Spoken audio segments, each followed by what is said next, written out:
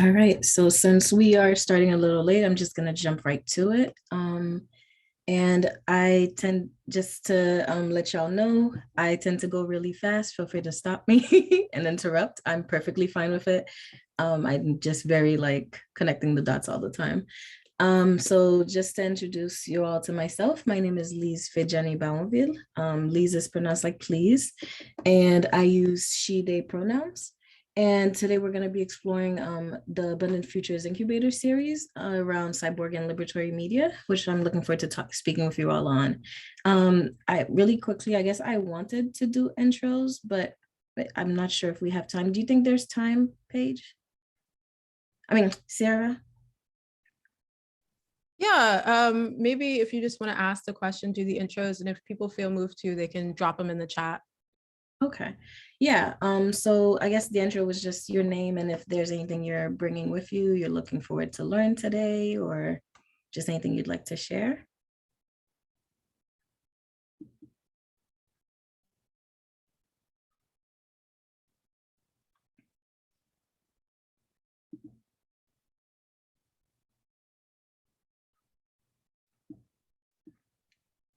All right. I'm gonna keep going. So for today's session, this is our agenda. And today we'll be going over the welcome and centering. We'll be going through some guiding questions and explorations, and then final reflections. We have 4 explorations. I'm hoping we'll get through them. Feel free to jump in at any point if folks have questions and interrupt, or we could discuss more when we get to the final reflections, depending on time. All right, so to start, I do have a video. This is Mariba Get Free that I think would be helpful for just centering ourselves here today. All right. All right, so before we continue, I'm going to paste in the chat our notes. I'm wondering if anyone would be okay with taking notes while we go through the session. Doesn't need to be anything detailed. Are there any volunteers for that? I'll do it. Thank you. All right. So, I don't just to get started. All right. So some guiding questions. I'm not sure if everybody got to see the flyer, but some of the things that I'm hoping to explore are around zines and creating liberatory zines in general, which is a form of media. So the guiding questions for like the next 3 sessions that I would like everyone to kind of like consider and try to approach is, if we conceptualize media as like time capsules and portals that capture things. So any form of media, this could be a zine, this could be Tumblr pages, anything that we use to communicate with each other. It would be great for us to reflect on how we might want to revisit these moments that we spent together. So what would we want to be able to say about it? Also, how would we want to like describe the ways we've navigated our realities in the present sense? How might we frame our conversations to engage and create with our ecosystems? And it would be great to also consider how we might want to engage with each other down the line as well. Right. Any questions about this before I move forward?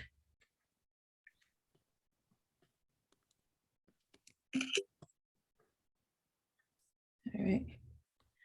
All right, so our first exploration. So this is going to be, I'm hoping this will be pretty interactive, so folks can jump in and share their own ideas of these themes. So our explorations of Cyborgian liberatory media, the first theme I want to explore is Black womanhood and cyborgs. And the way that I approach Black womanhood, as well as what it means to be treated or framed as cyborgs, is around Black women folk who are Afro/indigenous. Sometimes that is hyphenated Afro-indigenous, sometimes that isn't one or the other. It's not intended to be a replacement for the word Black, but more of a more expansive way of viewing ourselves in ways that, we are ancestral, how we are spread out across the diaspora, and also our direct ties to our motherlands. And as well as like the expansiveness of Black womanhood, and why we are framed as cyborgs in terms of like both gender and sexuality and how that's expressed, how we identify, etc. And the objective of exploring this theme is considering what does that mean and how we show up as fluid and hybrid, and how we practice mutuality and also abundance, that moves outside of the trope of the strong Black woman, but more that sometimes our strength can be abundant in spaces where we are oppressed. And to explore that, I do have a quote here that I'm hoping there'll be a volunteer to read.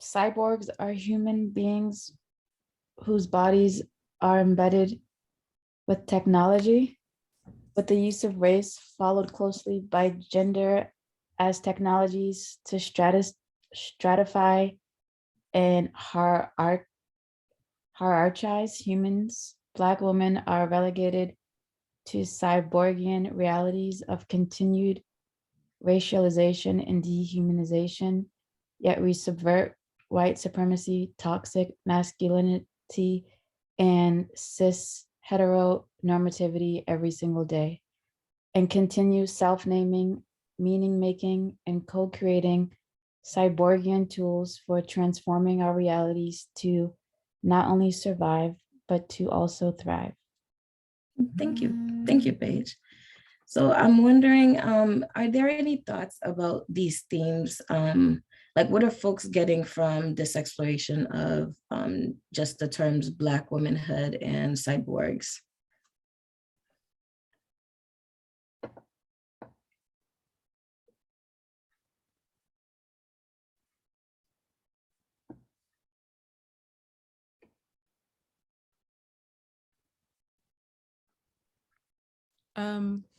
I can jump in really quickly. I think one thing that I think about when I think about cyborgs,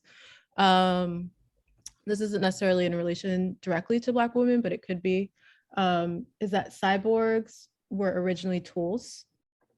When you think about the cyborg, particularly like for me in films, I think about the fact that, they're usually like tools gone wrong and they usually strike back in some way. I love that. I love that. Any other thoughts?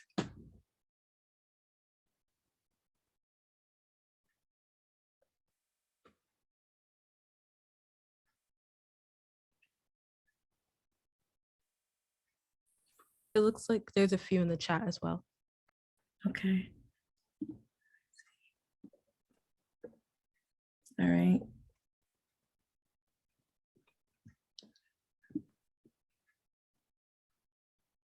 All right, so.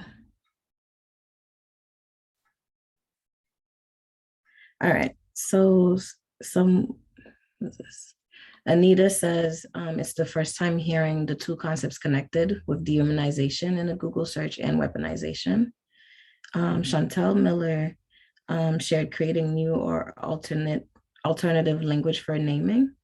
And Anita also said, I was thinking more innovation towards Wakanda, but obviously not, and future, like Data and Star Trek, but realizing that cyborgs have some negative connotation. Yeah, for sure. I think the negative connotations piece is what's interesting about it, because it's both, and I believe more white feminists have used the term cyborgs in this way, but it's like framed sometimes in empowering ways. But again, there's that tool, like being labeled and named rather than naming yourself is already disempowering. And the fact that that is a present reality, there's this conflict of trying to make peace with what you're labeled as and how you can embody that for your own empowerment, but also the separation or like the dissonance of not feeling connected to the idea of you as a tool.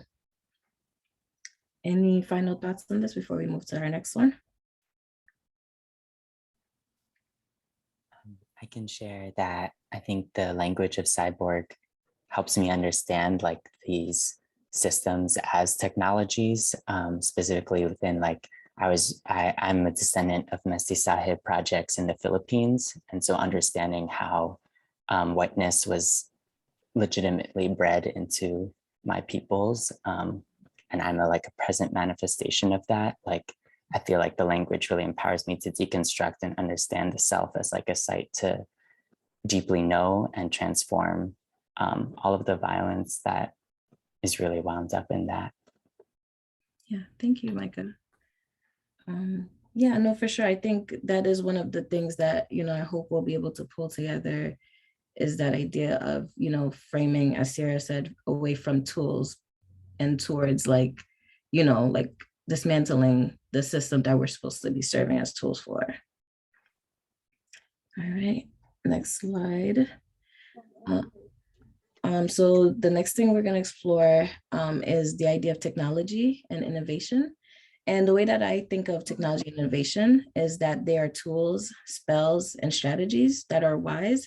And I use the term wise in Creole. I'm Haitian, and in Creole we say sage. Sage means sage, but like with that wisdom, it's usually something that's not short-sighted. It's not just the next piece of technology. It's something that is wise and which then goes into like being purposeful. It serves purposes. And it's not necessarily always multi-purpose. Sometimes you don't need a Swiss Army knife, but it's purposeful because it does precisely what it claims to do. It doesn't claim social good and then only be good from one front. And also adaptable in their design and applications. And my need for reframing these is because I think technology and innovation, especially in Afro-Indigenous communities, often do not look like what we frame as quote unquote high tech. But sometimes what we frame as high tech actually does more harm to our ecosystem and each other and our connections. So if we are to think of technology as tools that are helpful, then not all of those things would meet these criteria. So the objective of exploring this theme is around like what it means to shift gears. So when you recognize something maybe is harmful or something is going to need something, shifting gears on the go. Sometimes we are dreaming realities by, existing in ways that are not necessarily, like that folks don't necessarily value, but those are means of like surviving.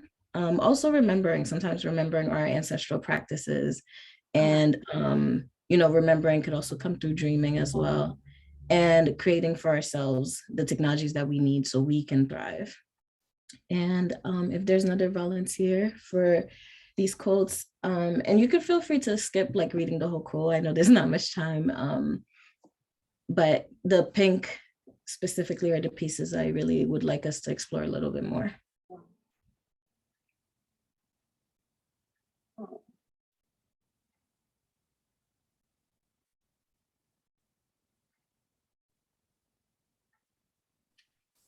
I can read. Afrofuturism views race as technology, a man-made creation with power imbalances, and seeks to heal this idea of separation in humanity. Natasha Womack. Alchemy is the science of turning regular metals into gold. When I think about digital alchemy, I'm thinking of the ways that women of color in particular transform everyday digital media into valuable social justice media magic, turning scraps into something precious. Moya Bailey. And as a digital alchemist, I see myself reusing and appropriating digital technology in ways that extend beyond its initial use.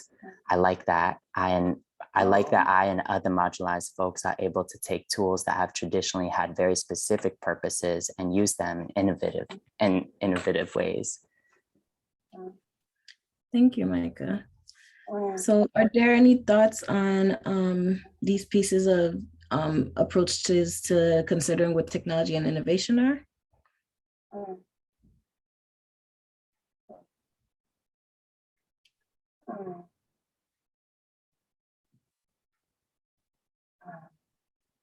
Right.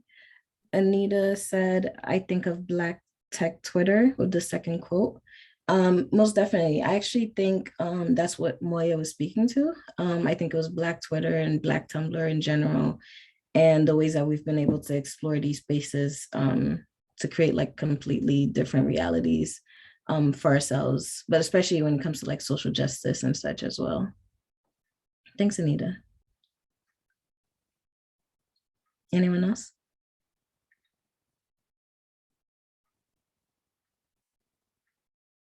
Okay, Carolina Prieto said, I like the visualization this description creates. Yeah, for sure. I think for me, in school, I studied technology and innovation, and I spent half of my classes like realizing over and over again, like, wait, but this is what we do already. And I think a lot of the ways that we are thought about technology, it separates it from us, especially Black women folk, in how we are, we are somehow separate from like the sciences and separate from progress and quote unquote advancement. And I think these definitions kind of like bring it back to us for me. Thanks, Carolina. Any other thoughts?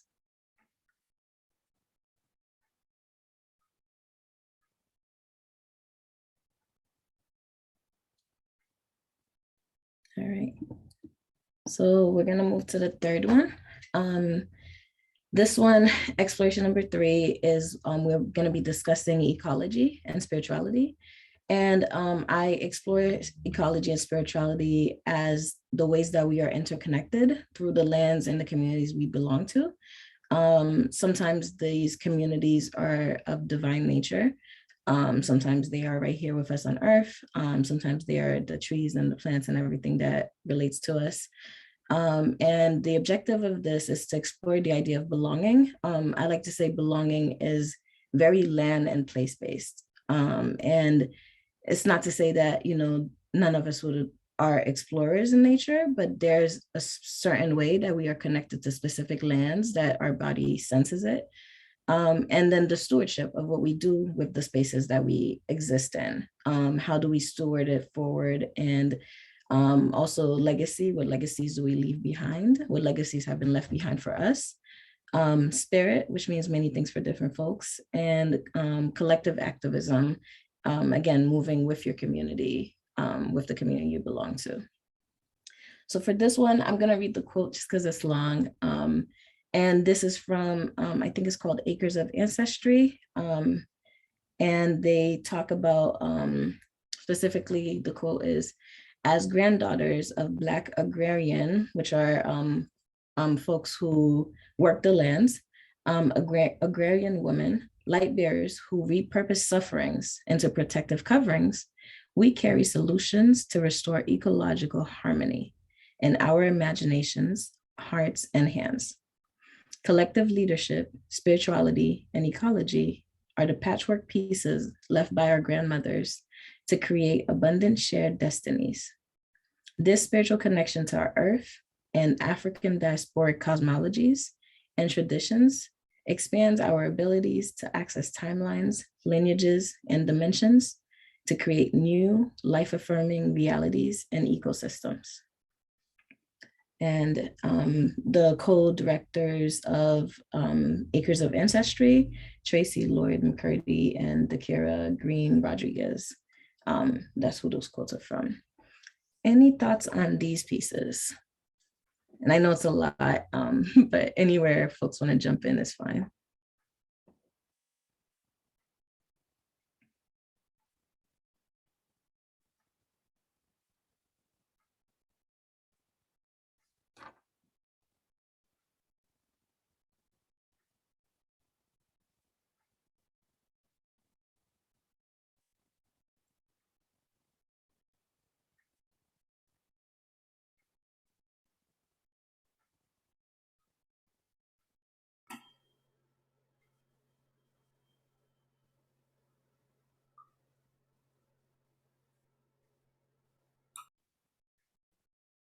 Okay.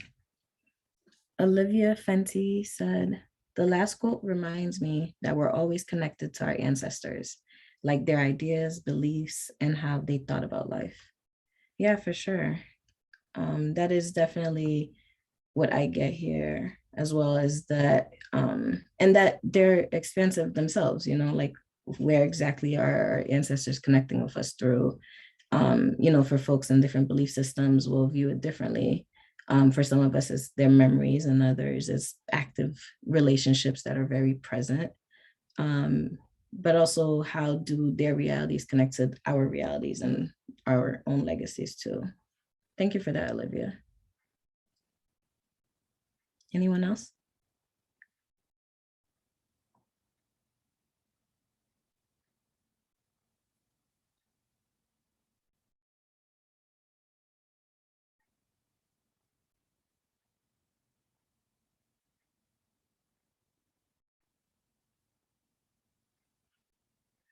All right, we're gonna come back to these reflections in a minute. So the final exploration is around the themes of justice and liberation. And so the way that I think about justice and liberation are that their goals, I would say justice for me is more of a goal or like a tool. When I think of justice as something that I'm doing. And liberation is very similar to that, but like the principles that it takes to get there. So there are the goals and principles for deliberate and consistent everyday activities that manifest futures and embody freedom in the present. And the objective for this is to explore like anti-oppressive practices as wholeness and restoration as healing, which I think both of which I think are very much tied to justice and liberation, healing ourselves and healing each other and feeling whole in spaces that are very separatist is a big one. And for this one, so I guess I would like to first explore the quote, look closely at the present you're constructing. It should look like the future you're dreaming, by Alice Walker. I'm wondering if anyone has thoughts on that before we play the video.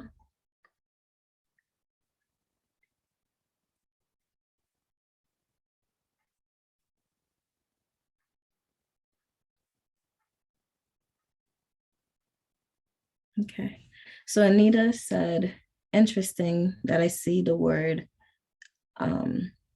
affirming affirmations when it comes to how disenfranchised and marginalized, how they describe what we're working towards. The assumption being that society / how it currently works does not affirm. So not that nature / environment is not healing or affirming, but how it's experienced is not. And yeah, I think for justice and liberation, I think that's these are the things I'm looking to parse out, is how is our environment, our ecologies and nature already affirming of the liberation that we are exploring, and how do we actually actively already practice them and could further practice them towards being more liberated, because sometimes some of the very practices that we're doing in everyday life, be it like being in a Zoom like today, is liberatory in its own nature. And if, you know, we're able to like consider it from that lens, then maybe we'll do more of it and we'll be more intentional about framing it that way and working towards that goal. And you asked if the PowerPoints will be sent out later. Yes, they will. I will paste them in the, I will paste a link to the slides in the notes after this. Thanks, Anita. Chantel said, what are some prompts for navigating personal, individual, and collective freedom? I guess I would like to open that up to folks. What are some ways that folks have considered navigating personal, individual, and collective freedom? I can say for me, it's very much active. Like the very thing is, what do I really want? What do I really want to be doing? And like, also like reminding myself, I ain't got to do this. I do a lot of, well, that ain't it, or I ain't doing this. So that's for me. I don't know what other folks have.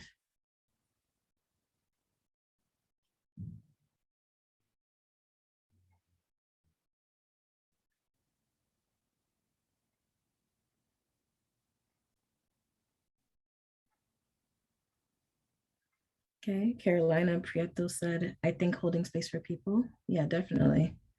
Yeah, that for me, I know holding space has been a very liberatory space. I actually was, well, we've been on a hiatus, but I was working with Comthusis, and part of what we did was literally just holding space for folks to just accept sometimes that the trauma is real and we really are dealing with it and we really got to go through it every day until we figure something else out. And sometimes just that acknowledgement is very freeing. Any other thoughts?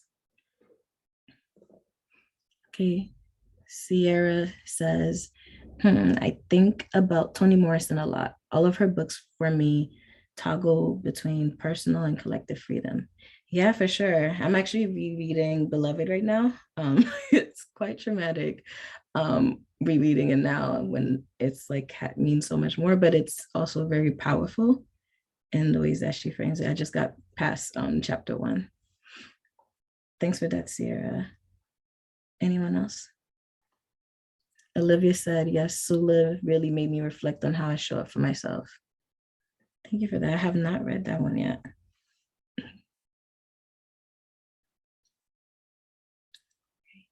Any other thoughts? I'm gonna wait a couple of seconds. And again, feel free to interrupt if I keep going and you haven't had a chance to speak. All right, so, yeah. All right, so I'm just gonna play Mariba Black Truck for you, and then we can explore all of these themes together a little more. All right, so any thoughts about this video and all the other things we've discussed, but specifically this video for now as well, and how you think it's connected to like justice, liberation, and how they all kind of tie into each other. And I see in the chat that James said, love this, and Chantel said that was beautiful. Yeah, no, this video like makes me tear about it. I don't know if you could tell my throat, like I'm all choking up. It's very like powerful in itself. And I would also love to hear if folks see any ties between the first song of Getting Free and Mariba's Black Truck as well. Any connections, contrasts?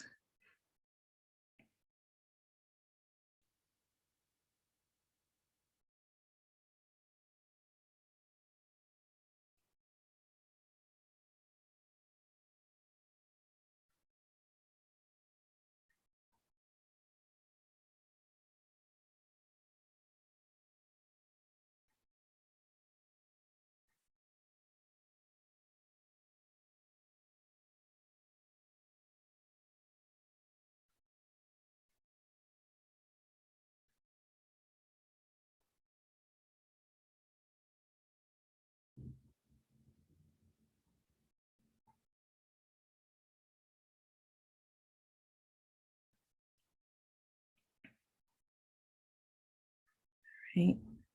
So I'm gonna switch to the next slide. And so this is the final reflections, just overall, any thoughts? We have about 30 minutes left. So I did better on time than I thought I could.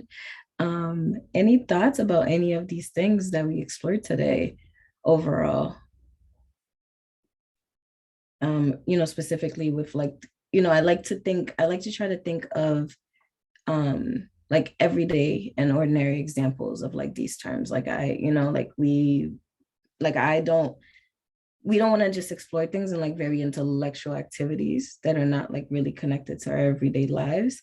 So I'd love to see if folks, what folks have in mind around things that are everyday, ordinary, mundane uses of these words that maybe they haven't framed that way before or have, and anything in between.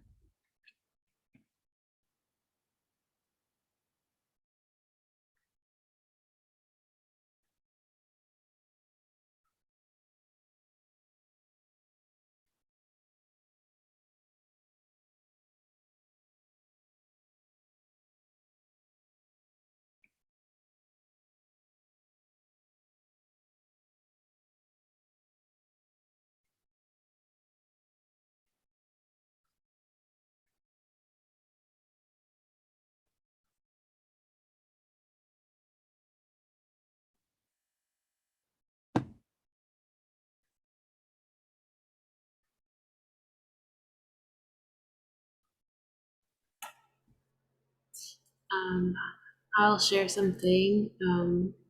Thank you, Lee, so much for this. It was very soothing for me.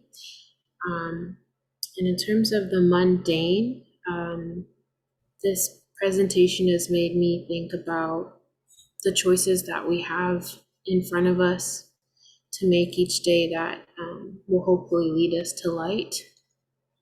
And I really enjoyed making connections between the spiritual and the religious with restorative justice, and how imagination can be used as a tool to intervene or interrupt historical narratives that are not purposeful. And it's also made me reflect on the dichotomy between freedom and limitations in religion. So thank you so much. Yeah, thanks, Chantel. Anyone else?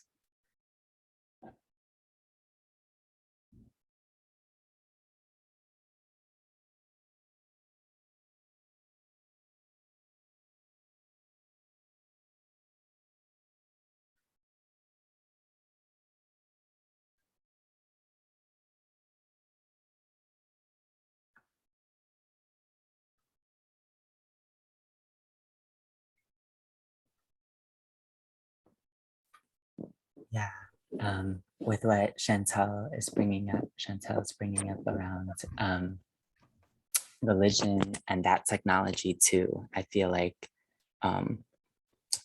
religion just has such long histories of being part of domination in so many diasporas. And so like, I think an everyday practice I can do is learn a little bit more about how my ancestors dealt with spirit, but then also like making my own ways. One of my astrologer friends like said the other day, and I just thought it was such a bar, that like routine, the word routine is a gentrified way to say ritual. And so like really treating like these things that have become mundane to our everyday lives because of our relationships to labor under capitalism. Like how can we reclaim just getting water in the morning or just making ourselves breakfast?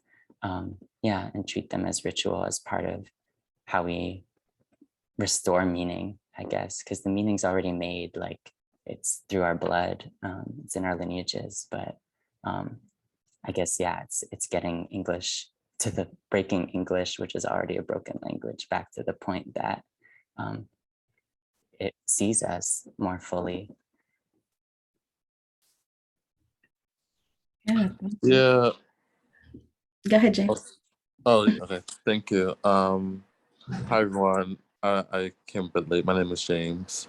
And I guess I will speak a little bit about just everyday practice of justice. I think I see myself really committing more and more to these days is just learning. So my family's from Sierra Leone, West Africa. My mom's like the best cook around, and she's been like, everybody knows my mom, but she's cooking, everybody's gonna go for it. And I think patriarchy almost got me. It almost got me, almost told me that I couldn't like learn, or I shouldn't learn like some of her gifts, and like, and keep that as a sort of like as a tool to connect with her, and to connect with my people. And I think I've been really looking at this like commitment to like learn from her, like cook with her anytime I go home, and like record our recipes. um and I'm so like grateful for that. And I feel like that's like a really, I like to think it's an effort me and challenging. Yeah, all of these like forces, and tell me that's not important. So yeah, I must say that. Thanks, James. Yeah, no, I actually want to add to both what you just said and what Micah just said really quickly. I think for me, that exploration of like cooking and simple stuff, I like that you said also recording it and recording it as in like archiving our own histories. I think there's like so much power in that, especially as peoples whose histories have been written for us in very distorted ways. And I think a lot about oral history specifically, and there's ways of like capturing those pieces as media as well. So that's something I've been thinking a lot about. James, what you just said, and Micah too, when you were talking about like ancestors and stuff.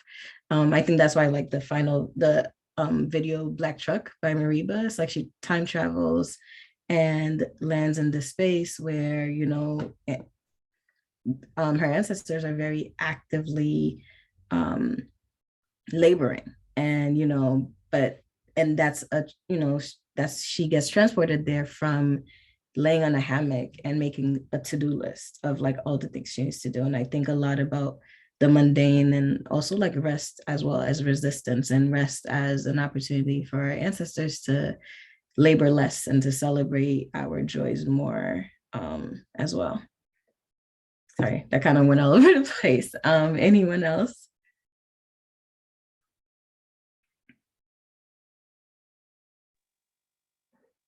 Hey, my name is Landy, pronounced she, they. I'm calling from Pawtucket land.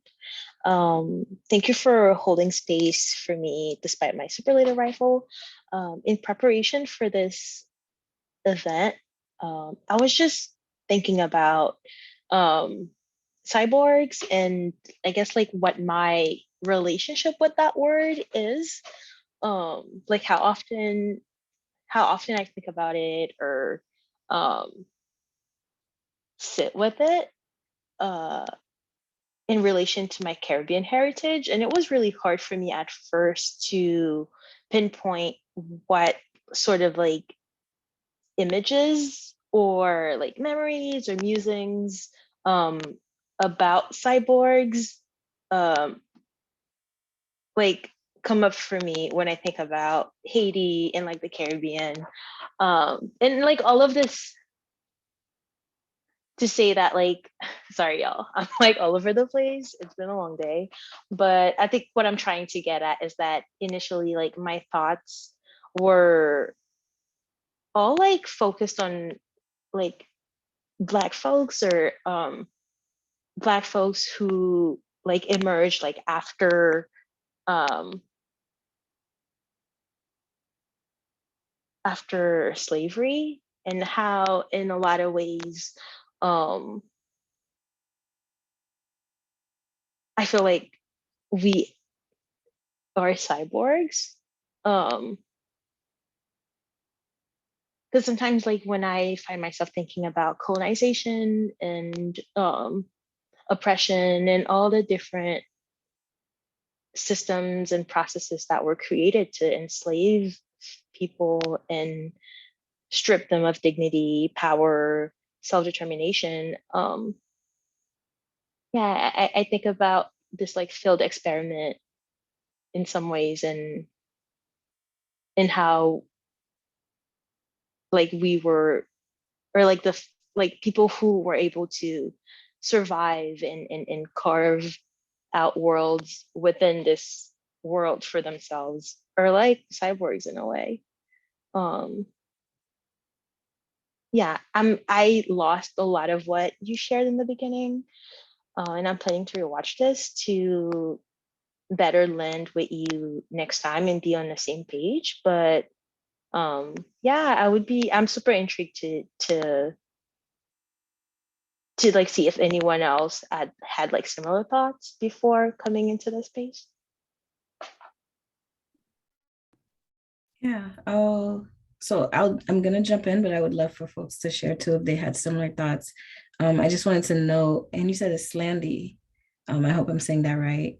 I'm also from Haiti, and that's one of the things I do a lot of exploring as well, is how being in the Afro diaspora, how that has impacted us in terms of how we navigate our realities, and also, you know, the technologies that we have used, our ancestors have used, both in the Americas and in the motherland, and what that means in how we frame them, how we state them, and how we self-name them, and how those things could be very different from, like, you know, like labeling cultural traditions as religions, for example, and that sort of thing. And how does that impact you differently and such? I don't know if that's what you're referring to, but that's what it makes me think of, is how those things might be seen as cyborgian or like defective, quote unquote, tools. Any other thoughts about what Slanty said, or anything else as well?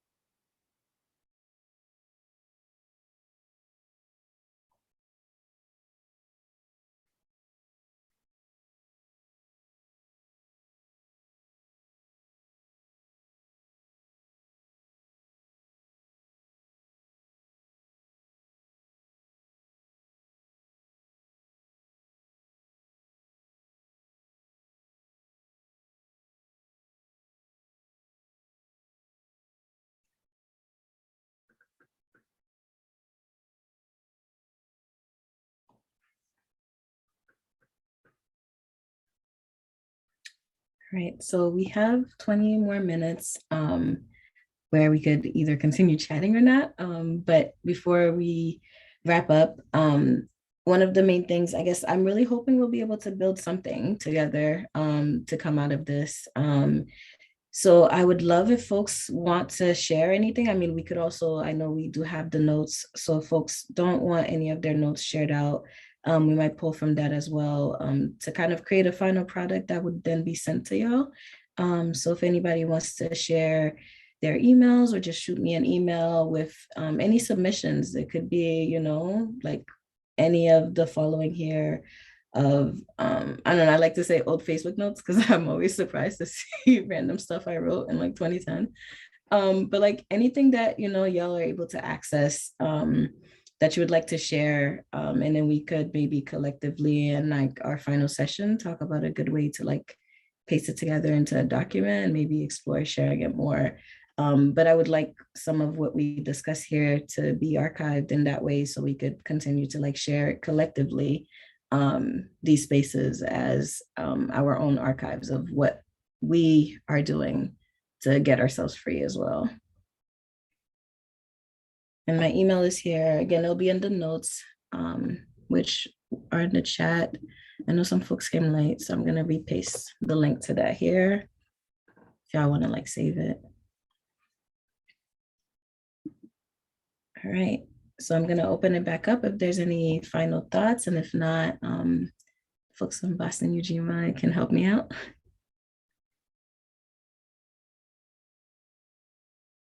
Yeah, thank you all for joining. I'm gonna stop the recording now.